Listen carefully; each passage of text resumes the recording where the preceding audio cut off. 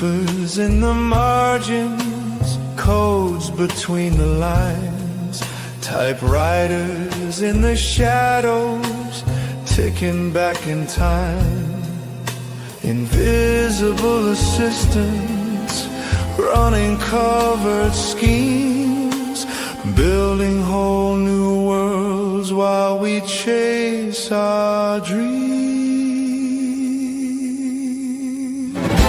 We're agents in the pages, automation spies, sending secret signals through the starlit skies. Stories crackle open like a safe at night. Our missions are the chapters hidden in the light. Ink becomes encryption, paper turns to glass, every prompt a password slipping through the past. Circuits hum like footfalls on a midnight street. Manuscripts assemble perfect and discreet. Shadow pens are moving, the dossier's alive. Blueprints on the table, watch the novels thrive. Every plot's a puzzle, every twist a key, unlocking secret futures only writers see.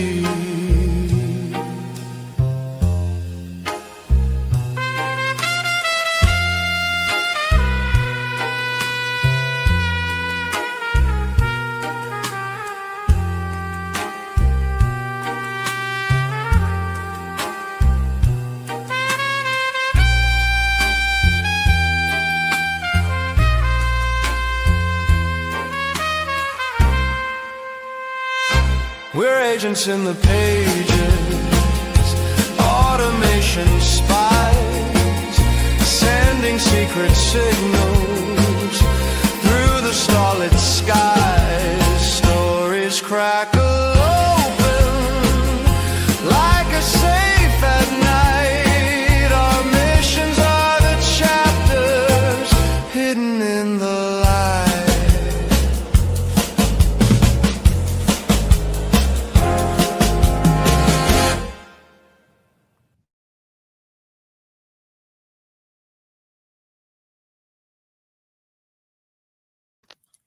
Oh, I was muted.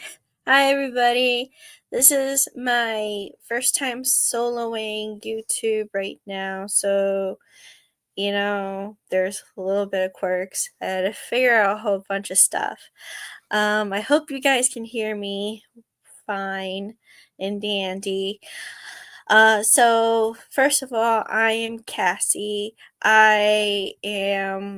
You probably know me if you've messaged Dean at futurefictioncabinet.com. I'm usually, me or April are usually the ones to respond. I've done a couple of classes. Perfect, Carlo. I'm glad. I've done a couple of classes at the Future Fiction Academy, specifically with thrillers.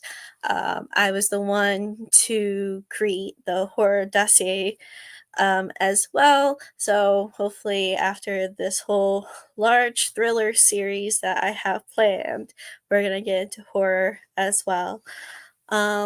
So let's get to it. So the idea that I have with this series that I'm going to be doing on YouTube is that I am going to be doing from brainstorming, just whatever pops in my brain, to publishing through KDP. So I'm going to take you step by step with me. It's going to have some boring moments, but it's going to have some really cool moments that you guys maybe, it'll help with your brainstorming or with your future books.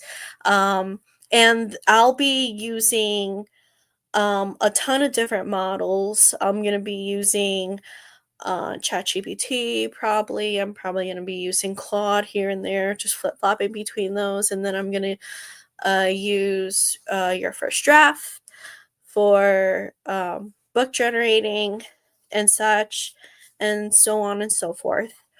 So it's going to be a wild ride. Buckle up. So, firstly, just letting you guys know, I don't really have an estimate of how long I'm going to be live for. So, we're going to see where this takes us. But right now, I just want to brainstorm what I want to do for this thriller story. And I want to, and my idea for this story is like, I have none, basically. So I'm gonna probably use Perplexity for some research, genre research.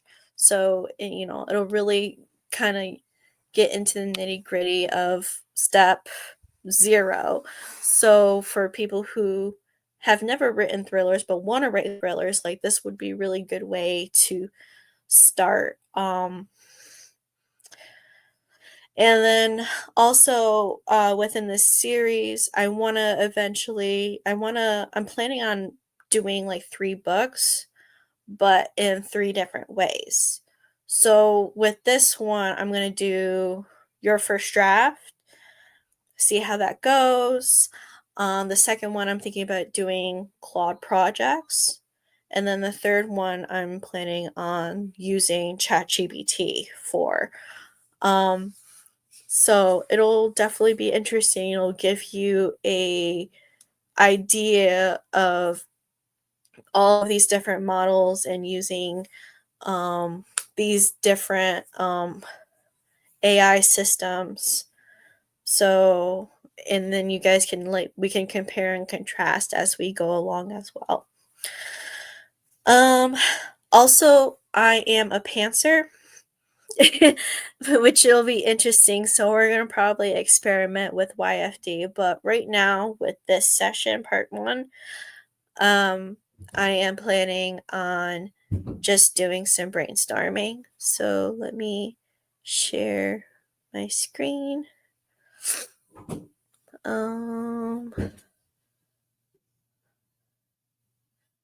Just the Chrome tab. Give me a moment. Share. Okay. So right now I'm probably gonna try Perplexity.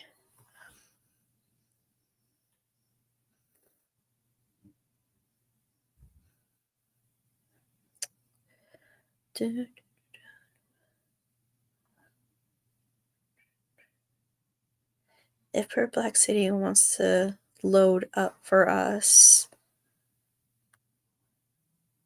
Ah, here you are. Okay, perfect. So what we're gonna do is kind of get an idea of what kind of thrillers that readers are kind of focusing on within the Amazon marketplace. What are they kind of like looking for? I know KDP is a really good source, but I'm more so. It's a really good source when you're specifically focusing on romance.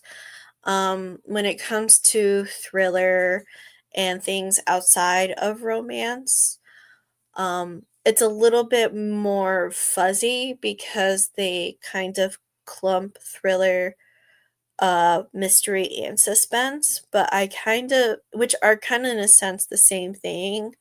But if you're wanting a mystery book per se, you're going to want to look more so under the mystery category. And then if you want to look for something more psychological, you're going to want to go into like more so the thriller category. So I'm going to focus on perplexity. I'm just winging this. We're learning as we go. I am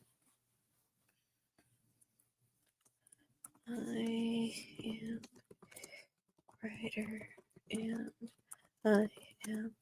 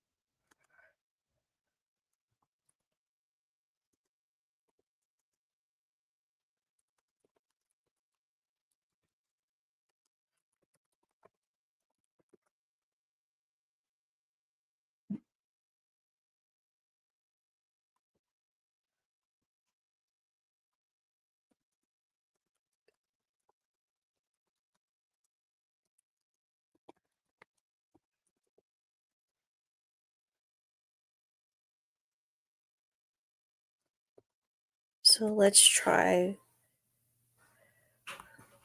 with this little prompt and see what we get from it.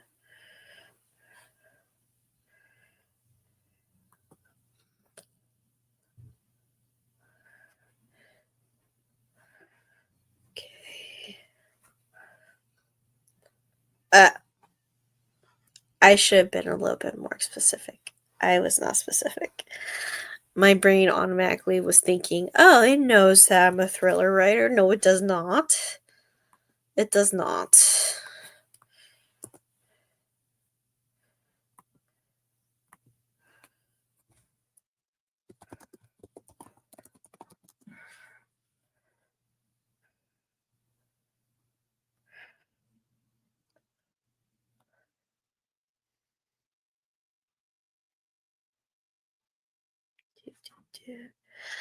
Perfect. Right now on Amazon, it is psychological slash domestic thrillers with intense family or relationship secrets. Excuse me. Other subgenres such as legal thrillers, organized crime thrillers, paranormal mystery thrillers. Okay, perfect. So we're going to actually focus on psychological and domestic thrillers.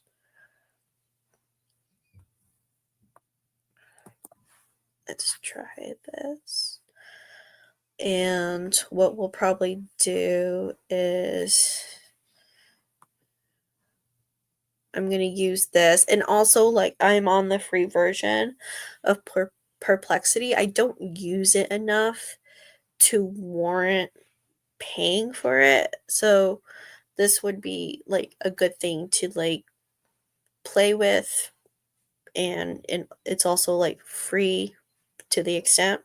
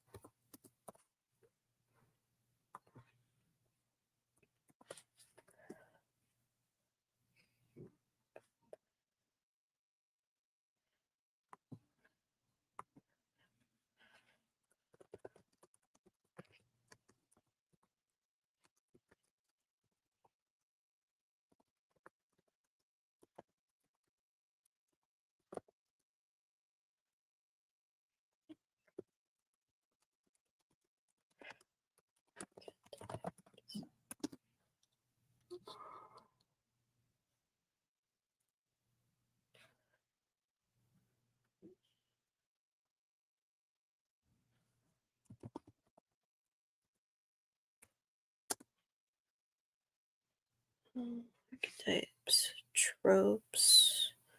Do I want to focus on settings? Settings tend to be more domestic. Types, settings, character, tropes, settings. Um, maybe.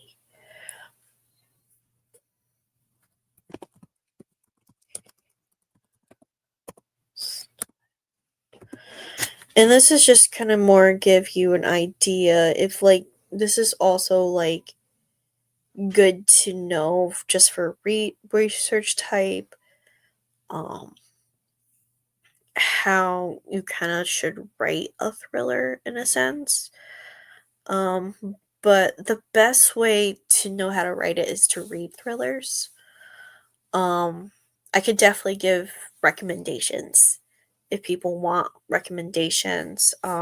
But yeah, I'm trying to think of anything else. Character archetypes, tropes, types of settings, writing styles.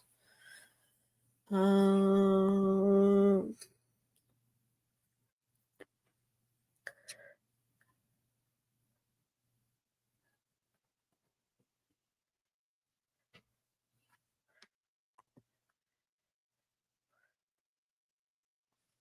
etc. Let's just see how it goes from here.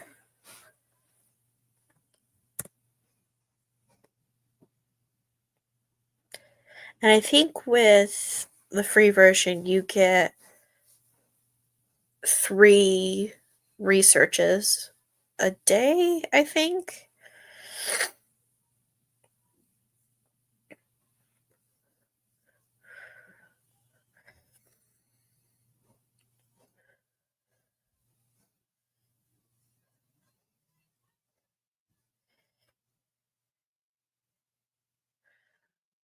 Okay.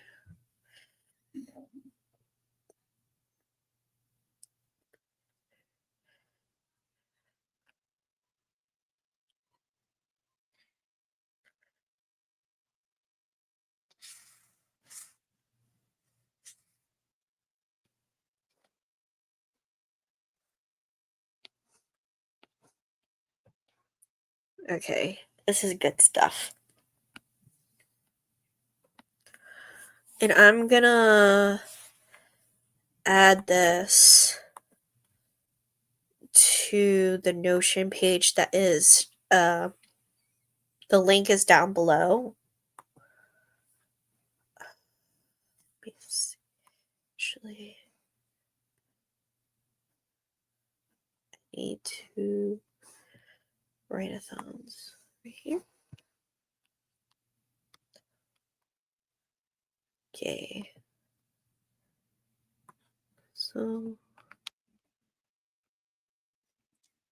oh wow, there's a lot here. Okay. It's still going.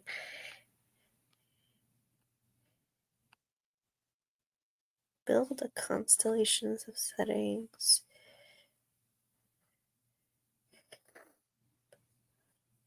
Okay.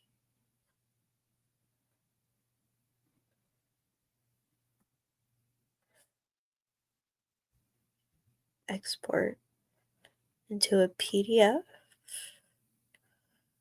Okay.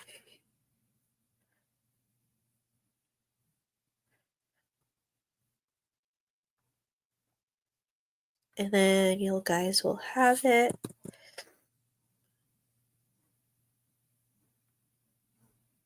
File.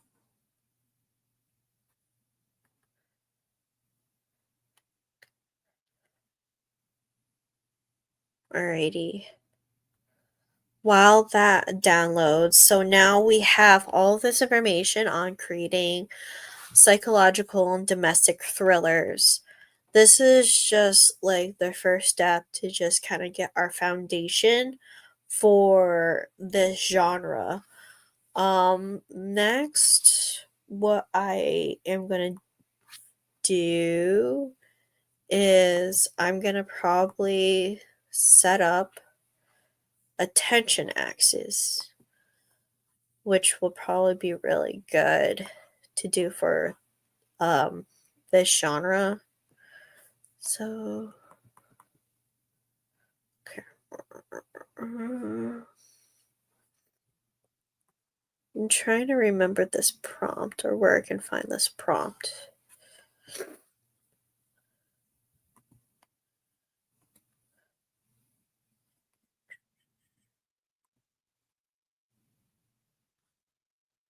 tension. This was my horror tension axis, so don't mind it. Let's see.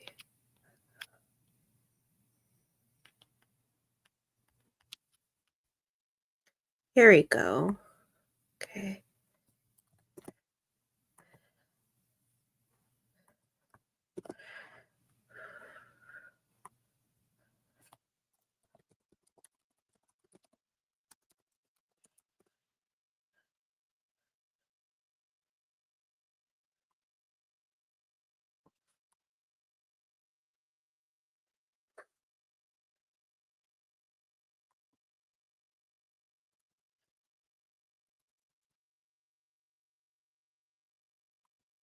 Okay.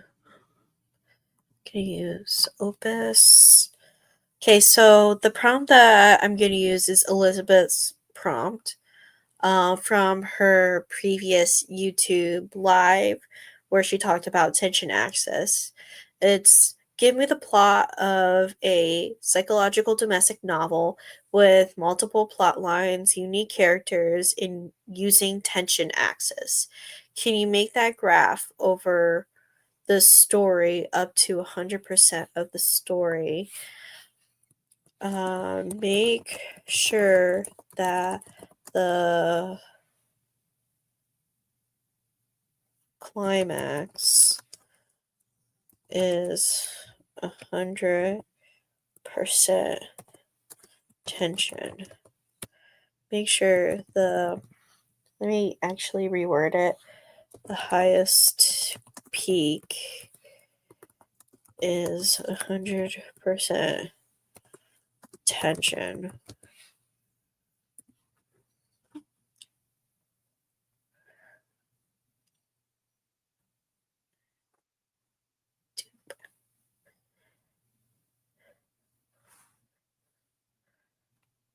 Oh, I didn't realize you guys were not seeing this. My bad. So, I'm in Claude right now. Um, and I'm using Opus, what is it? 4.5. And I'm going to give you guys this prompt that I'm using.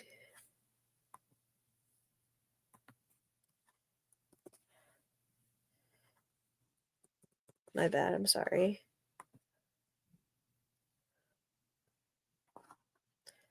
And we'll see what this runs.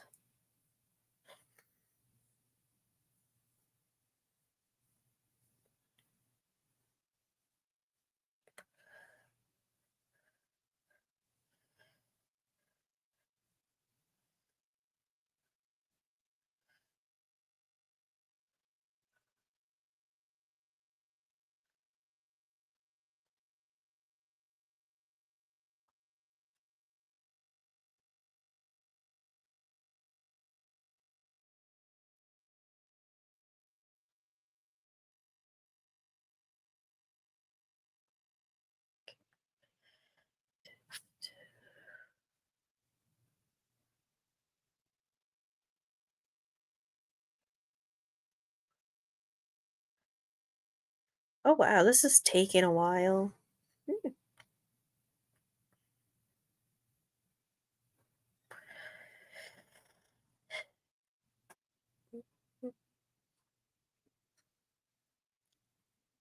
House that remembers. Okay.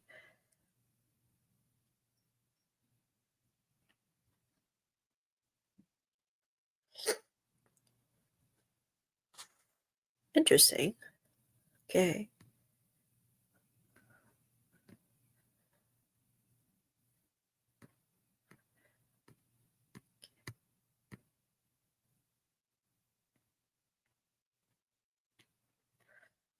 So, as you can see, it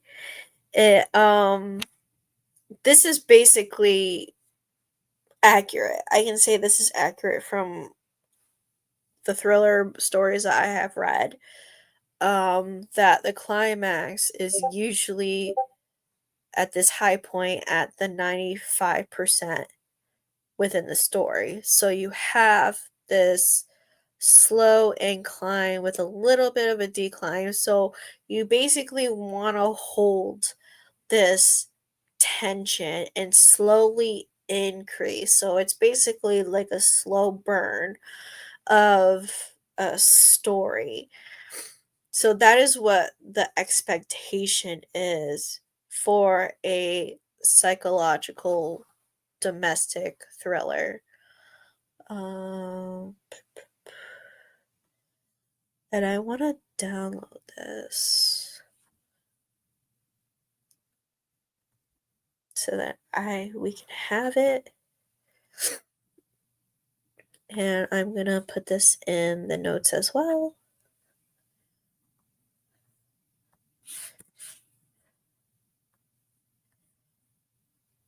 File, choose, touch graph. There we go. Perfect. Alrighty. So now we have our tension graph. We have what the concept of what is a psychological domestic thriller. Now let's go into chat. Actually, I think I want to stick with Claude. You can do this with chat. It's really up to you what you prefer. Right now, I want to kind of focus on, let's try it in Claude. I'm going to upload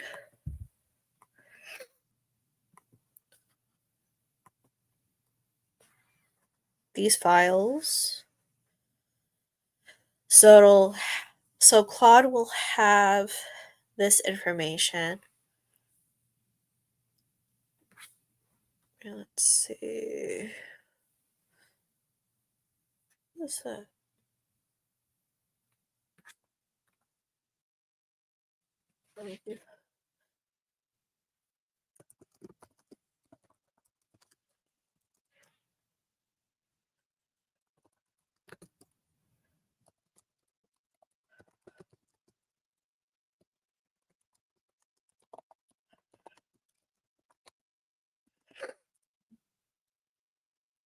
Oh, I should probably see if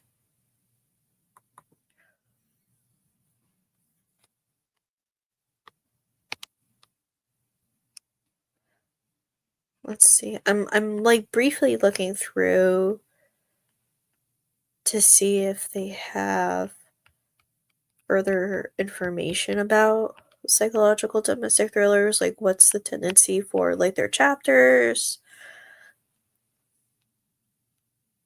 Okay, it doesn't really go in depth with like how long the so we're gonna find that information out first. So I'm looking to write a psychological domestic thriller novel. I am looking for further information on this subgenre, such as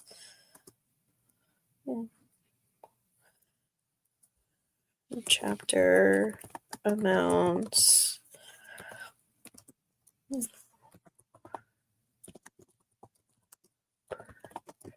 chapter, and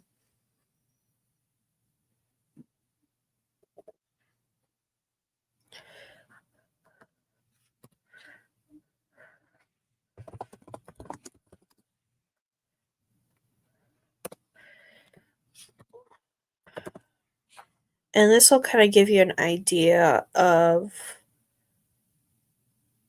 what you kind of are looking for. So like with YFD, you can only go up to 40 chapters, but the word count is going to be important. because even though, like with YFD, you could get 40 chapters, but you can create something like an epic within the 40 chapters, um, with a story that's like 130,000 words.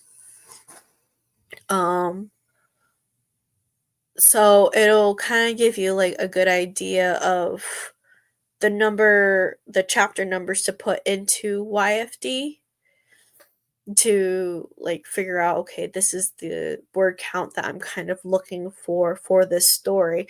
And then when you're editing through YFD, like outside of it, this will probably end up being outside of it. You can chop up those chapters to be kind of what a psychological domestic thriller story would be.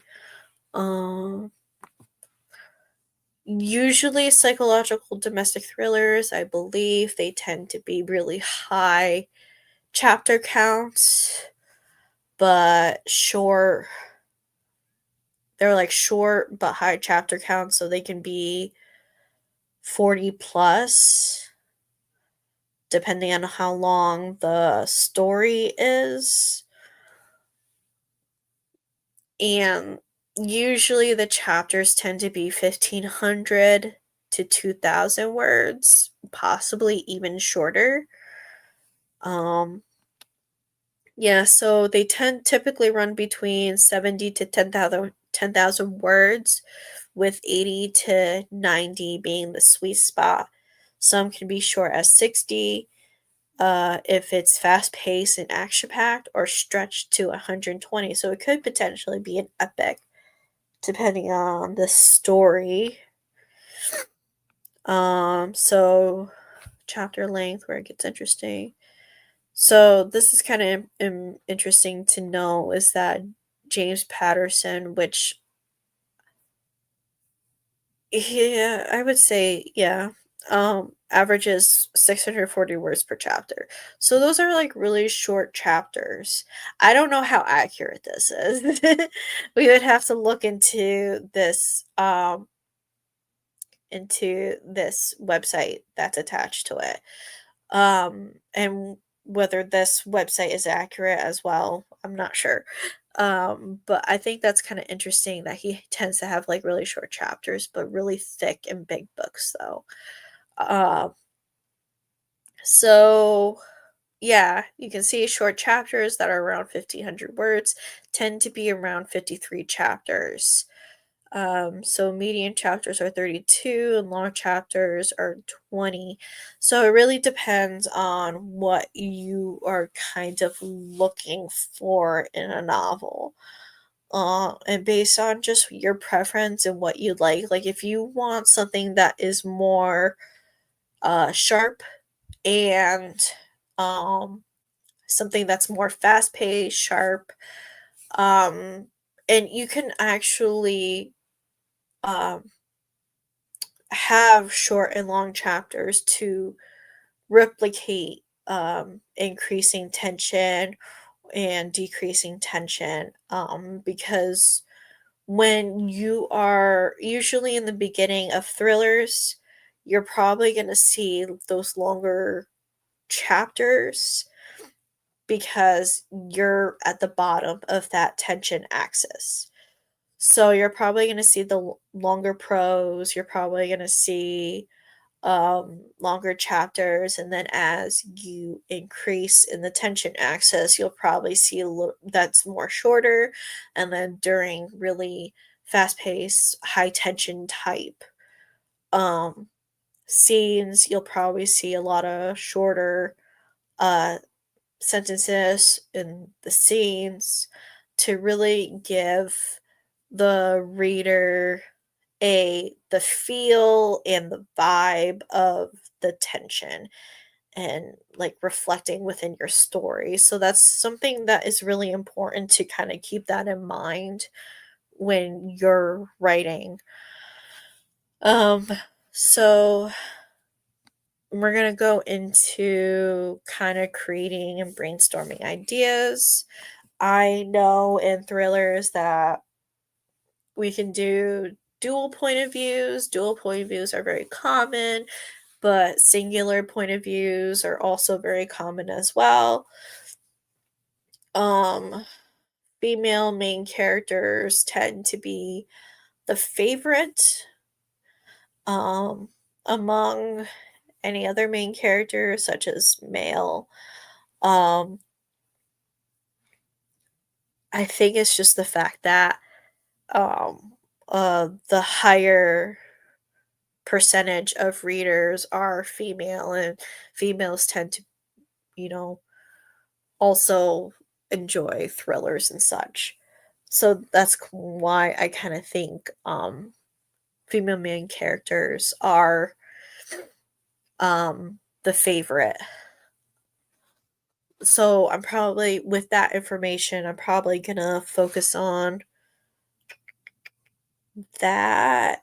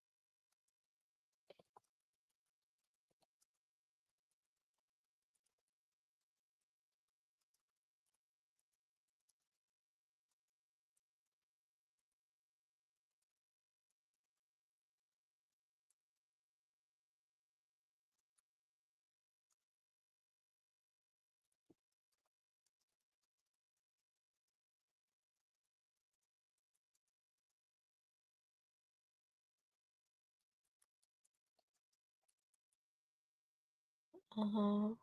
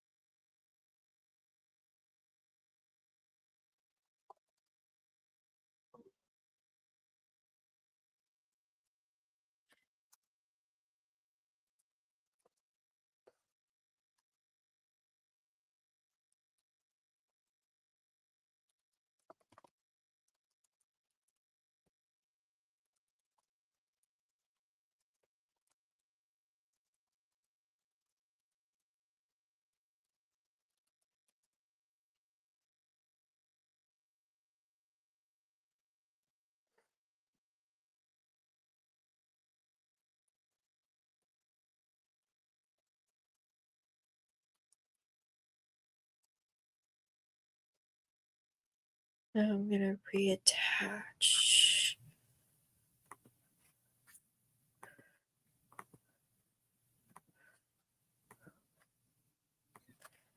It's already attached, but I'm just reattaching anyways.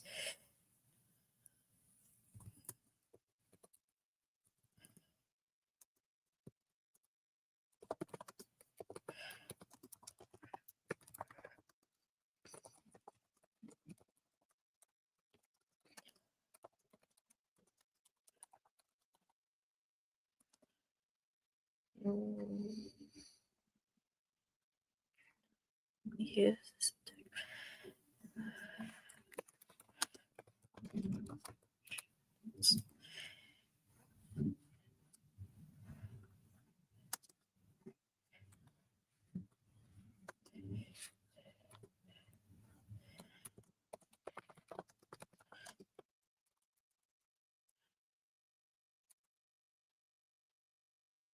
No, I'm just asking it to please ask questions, and instead of, let's see if it'll do it, because I don't know if it'll just give me ideas and stuff like that.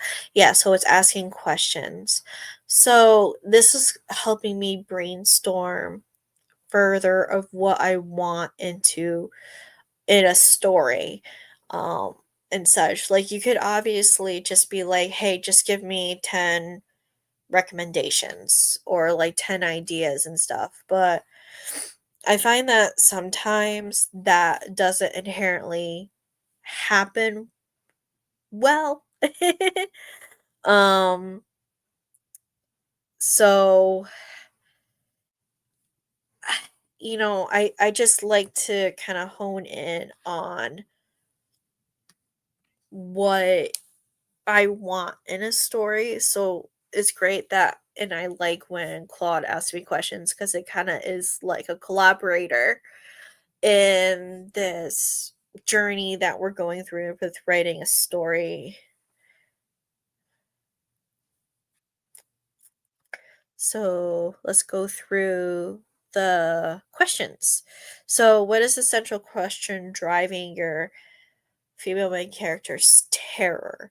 Is this more, I am losing my mind, or how well do I know the people in my house? Or are you going for the sweep overlap where, excuse me, I enjoy when Claude swears at me. So, I don't think I can on YouTube. Um, but yeah. For both questions are, I kind of like both. I like when she feels like she's losing her mind. Do I want it to be more psychological or do I want to be more domestic? Let's see.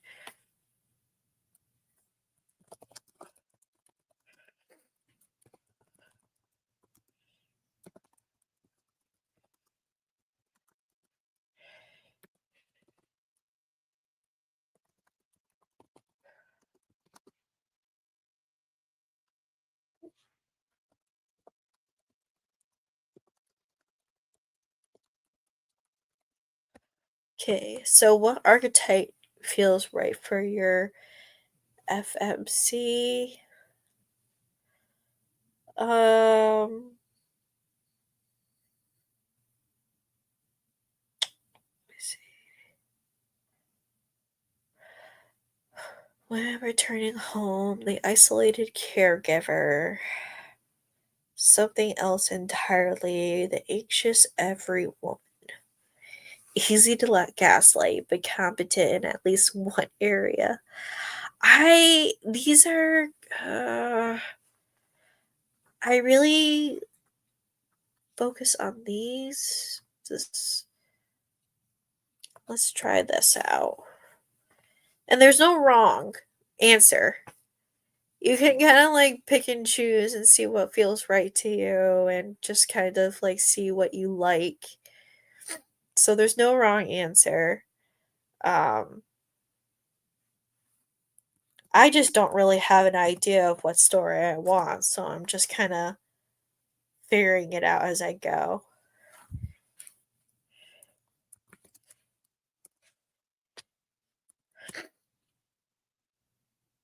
So, what is her competence zone? Your document mentions this is crucial. Every anxious protagonist needs something they're generally good at so they don't become purely passive.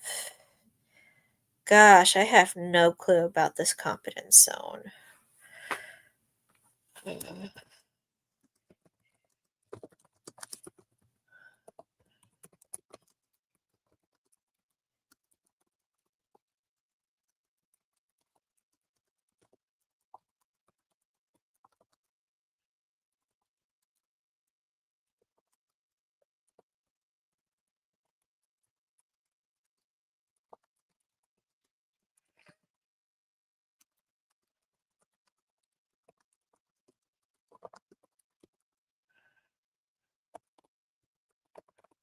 Okay. Who is the source of danger? Spouse partner with secrets, new person who infiltrated their life, someone from her past, uh, or multiple suspects. If you're doing dual point of view, who is the second perspective? Husband antagonist, a character who ends up being a red herring. Let's go with multiple suspects. I definitely want a red herring.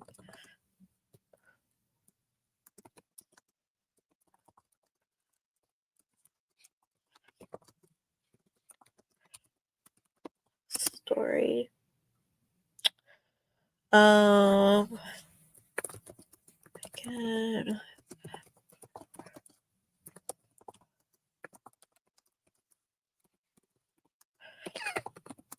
BOV. Since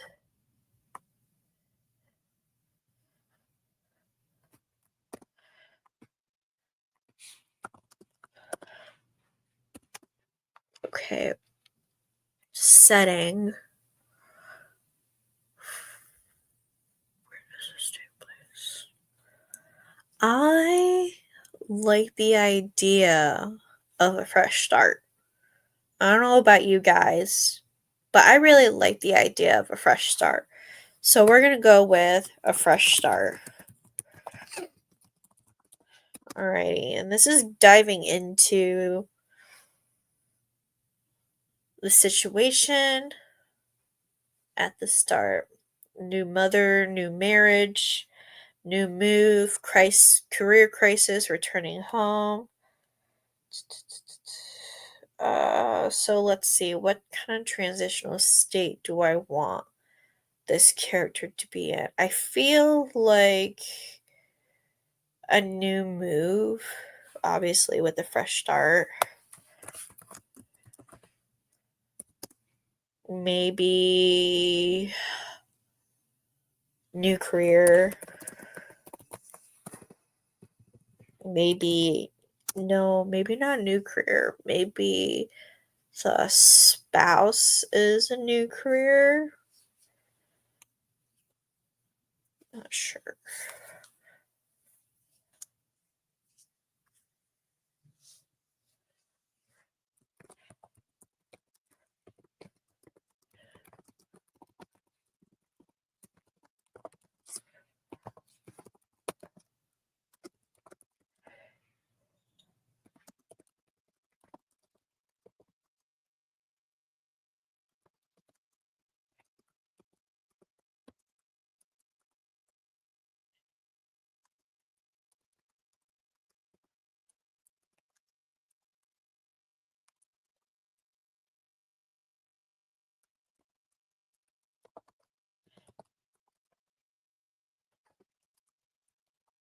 Maybe she has a family. Maybe. Thinking. What is the central lie or secret? I haven't really thought of it. The secrets in your infancy is hiding.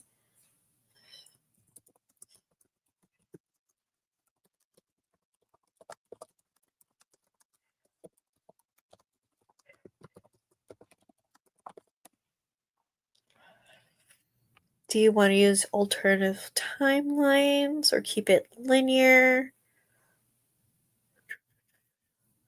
Ooh, alternating timelines. It's really interesting. What kind of twist are you aiming for? Identity twist, perception twist, complicity twist, or betrayal twist?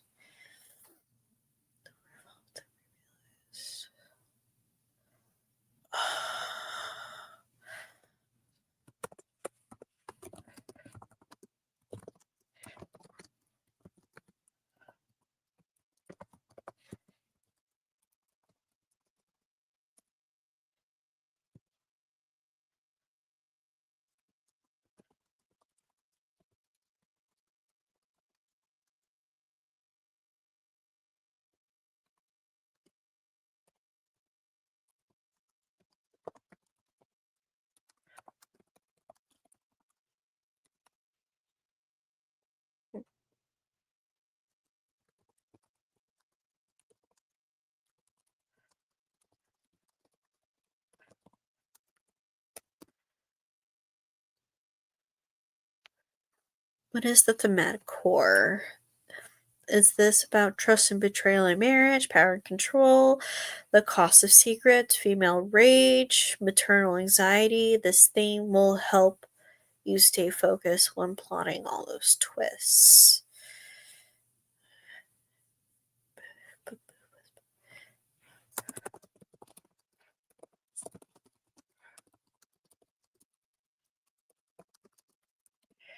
Okay, let's just go with this. This is a lot of information for Claude to take in, and I just want to see what it kind of comes up with.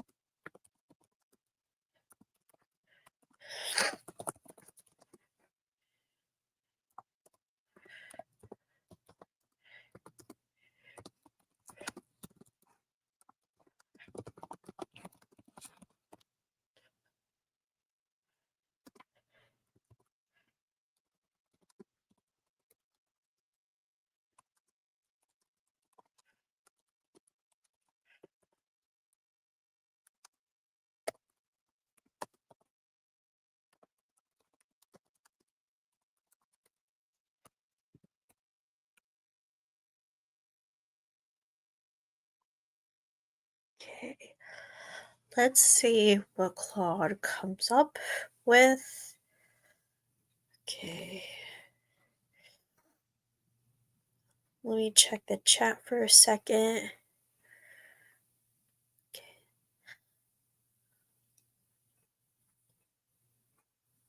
Alrighty.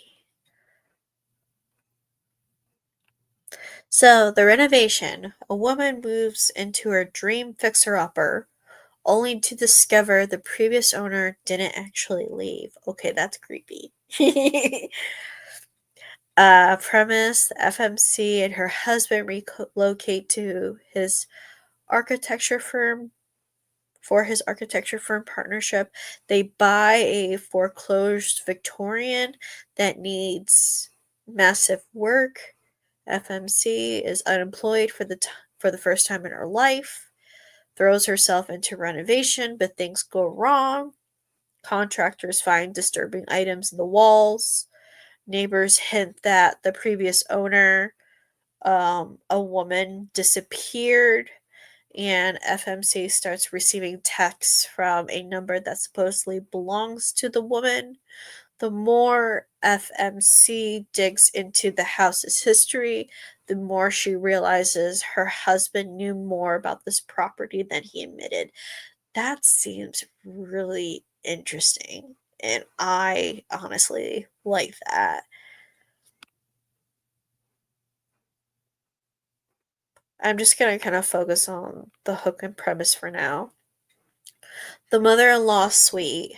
A woman's mother-in-law moves into their new house's attached suite, and suddenly the FMC's entire marriage is under attack.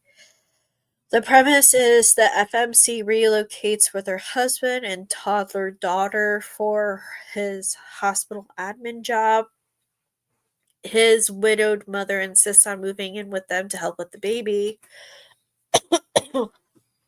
The house has a mother-in-law suite with its own entrance. At first, it seems like free childcare, but FMC starts noticing her daughter is distant with her.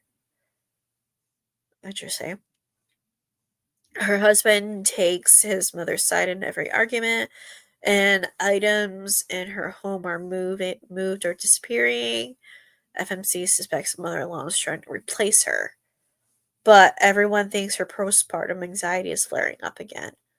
That's interesting. I feel like this is a very common type story, like the whole monster in law type story. I wonder what the twist is. So, major twist: the mother in law has been microdosing her coffee with her old prescription medications to make her seem erratic. And then the final twist is that he knew. he's helping. His mother convinced him that she isn't a fit to be a mother, and they're building case to take custody of the daughter. The previous daughter in law tried to warn her. That's who Simone really is, which I'm guessing the mother in law is, because is Simone. Oh, new friend, neighbor. Oh, the neighbor is the previous daughter in law. Wouldn't that be weird? Wouldn't they know that? Like, wouldn't that would be weird? I don't know if that would work because she's supposed to be the neighbor or a new friend. Or maybe it's probably a new friend. Yeah, like maybe somebody just came into her life. That's interesting. The influencer's wife. A woman moves to a picture perfect neighborhood where all the wives are mommy influencers. They want her to join. They want her to join their content whether she wants to or not. FMC moves with her husband, Tech X, to upscale planned community. No kids. She's had a hysterectomy after cervical cancer. The neighborhood wives all run coordinated lifestyle content and pressure her to participate.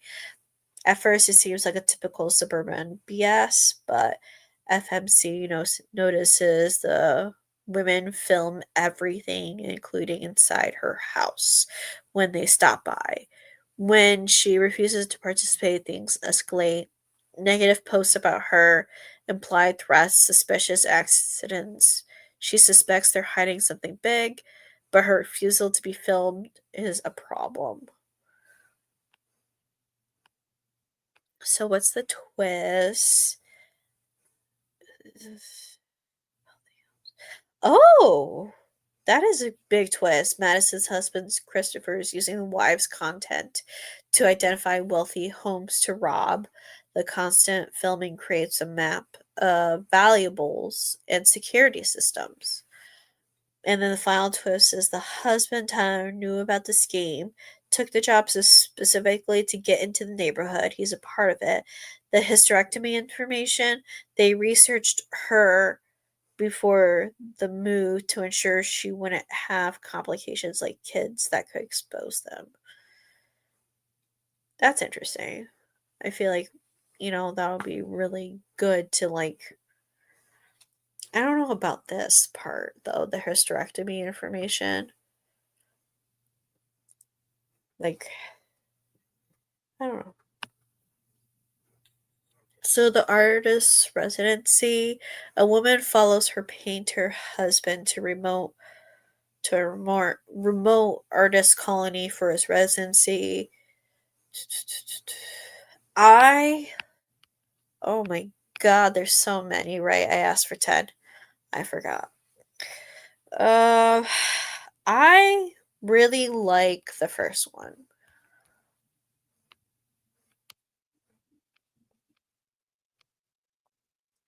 Okay. I think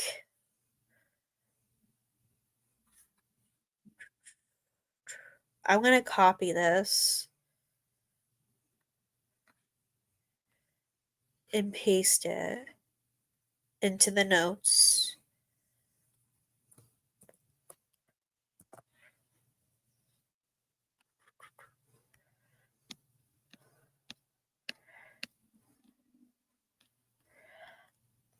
So you guys can see the different concepts for the other stories and such. I personally feel like I made up my mind in going with the first one. Um, it's been about an hour. I'm getting kind of tired.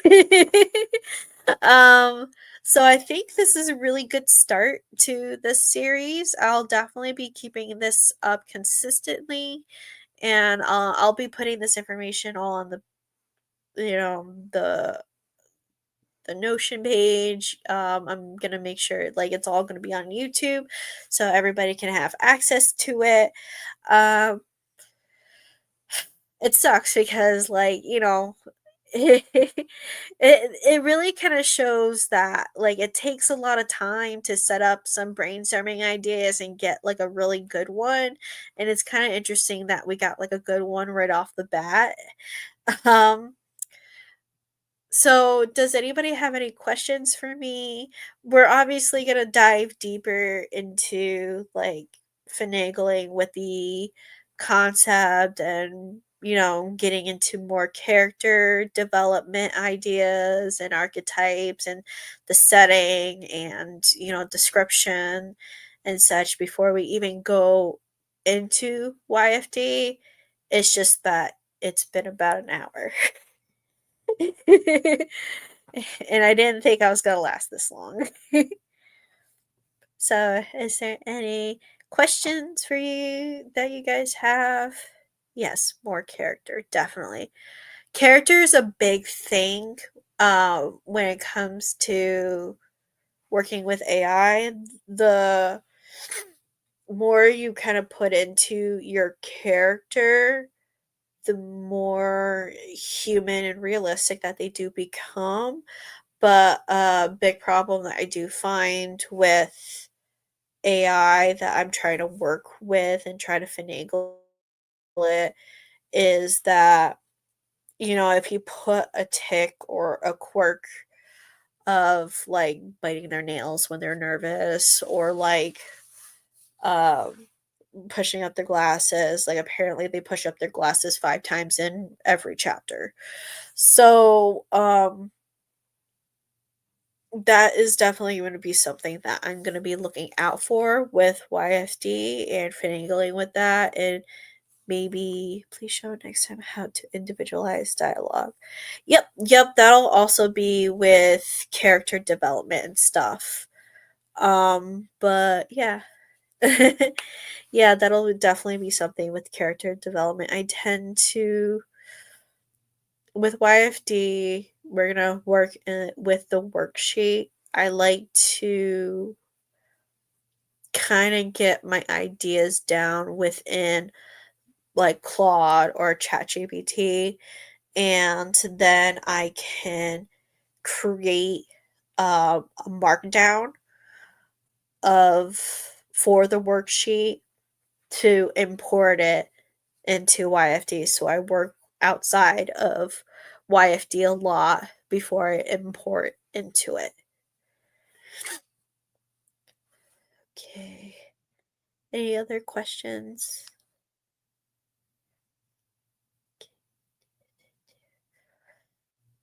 Okay, so thank you for joining me, you guys. This has been a blast. We're gonna have so much fun trying to write this story and edit this story and go through it and really kind of dive deep into it. Um, you can always reach me through Discord.